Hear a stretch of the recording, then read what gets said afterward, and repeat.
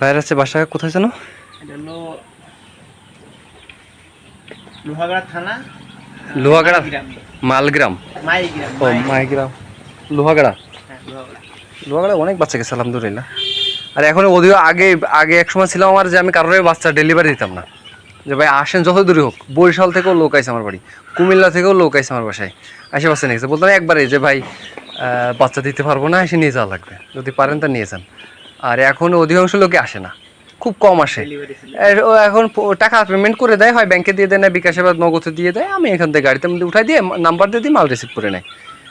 কারণ আমাদের আলহামদুলিল্লাহ এখানে কুমিল্লা 14 গ্রাম এই পর্যন্ত মাল যায়, এদিকে পটুয়াখালী সব জায়গায় আলহামদুলিল্লাহ মাল যায়। এদিকে আপনার কি জানি বলেন, মানে সব জায়গায়, শুধু সিলেটের দিকে মাল দিতে পারি না, তাছাড়া ঢাকা টাকা এদিকে সব জায়গায় দিতে পারি আলহামদুলিল্লাহ। নয়ালটার কাছে মাংসের জন্য যেগুলো বিক্রি হয় ওগুলো কিরকম, মানে মাংসের জন্য এগুলার দেশি চেয়ে 50 টাকা ডিফারেন্স থাকে।